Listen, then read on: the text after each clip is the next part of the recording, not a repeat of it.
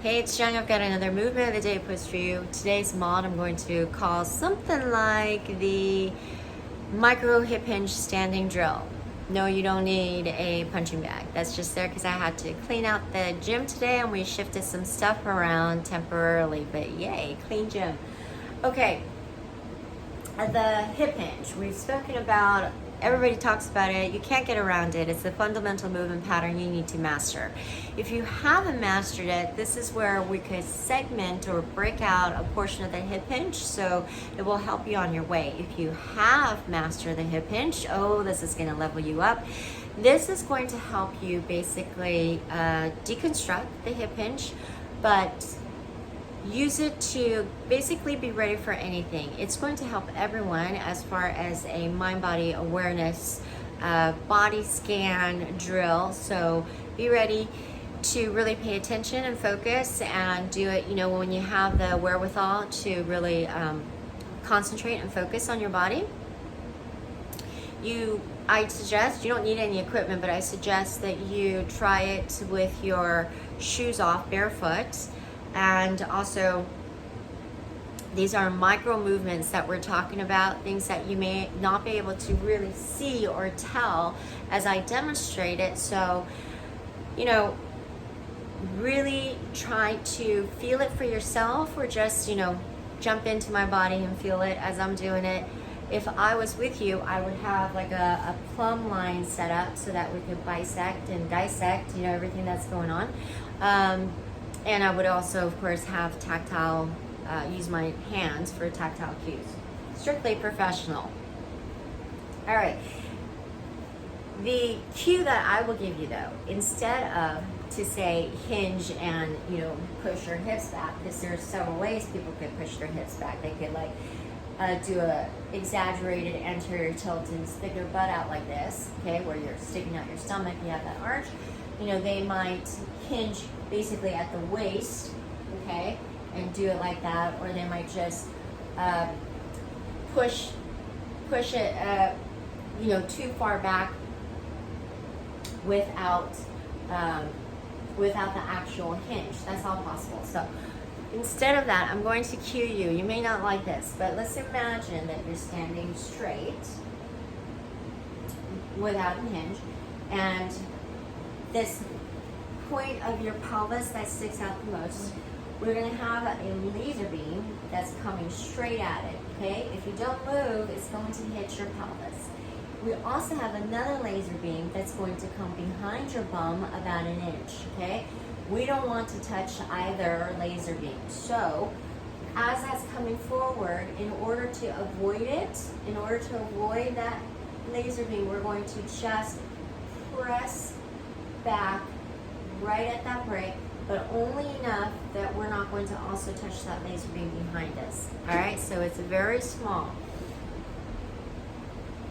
First thing, when you do that, nothing else should be going on with your spine. Your head to tailbone should remain neutral. So even though as we break, we cause that angle is going to be doesn't matter in terms of how far or how low we get to the ground or not. That position is going to remain the same angle. So we may change the angle of our body in relation to the floor, depending on how far we hinge, how far we take that hinge. But regardless of how slow or how little, micro, we take that hinge, the angle of our head to sacrum should not change. All right. Remember, we're going to keep everything in mind for every little body scan that we're going to do. First thing I want you to feel for as you do that micro hip hinge is that your entire thighs should be relaxed. So definitely through your hip flexor.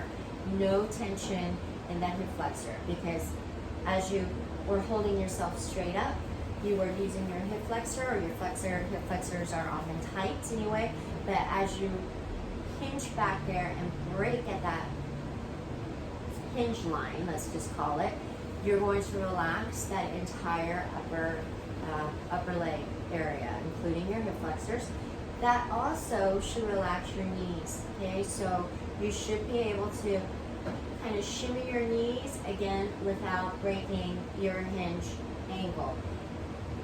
Now, if you were to take your feet, okay, and play around with where you shift your weight, including rocking back and forth from the ball, the toes to the heel, okay? Of course, you're going to have this shift in weight is going to cause different, balance issues. Just play around enough with it so that you're not falling or losing balance, but just so you could see that you can shift the weight on the foot and still keep that hinge, okay? But for your resting place, keep the weight about evenly distributed, or about 2/3 on the heel, on the back of the foot. And although being more on the balls of your foot will help us propel. For the purposes of standing here, we're going to just keep it evenly distributed. Now, can you tighten your glutes while keeping this hinge? So if I say squeeze your butt, you might go like this, and then you're gonna break that hip hinge, that micro hinge. But if you think about kind of screwing the bottom of your feet into the ground like this, just slightly, you should feel a small tightening. You could feel a tightening through your quads, but that's okay. You're still going to be relaxed in the hip flexor. The other condition, we want to be able to engage your core, but instead of sucking it in and then moving our spine, or instead of sucking it in and keeping our hiking up our shoulders, we want to be able to engage. So go ahead and also think about pressing that tummy in towards the spine, but without moving the spine, okay? The condition, though, is that you should be able to breathe normally, not shallow, not just belly breathing, not just chest breathing, but using our entire capacity for air. We want to be able to expand our diaphragm as we hold that core, but also breathe. So ladies, if you're wearing a bra, you should be able to feel your rib cage expanding against that bra line. You also don't want to hike that shoulder up, but you don't want to roll it back in a manner that's creating tension and causing your chest to stick out either, okay? So roll it back and down, but keep the spine neutral, keep your chest not exaggerated, no tension there. So basically nothing should be moving with your spine at all. You shouldn't feel any tension, any flexing, any arching, nothing like that.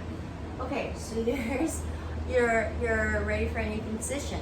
Why is this ready for anything? Well, if you were to imagine your femur at the socket, and you want to use that to kind of rotate around it, do some micro rotations, you should be able to feel like, okay, I can rotate freely, okay?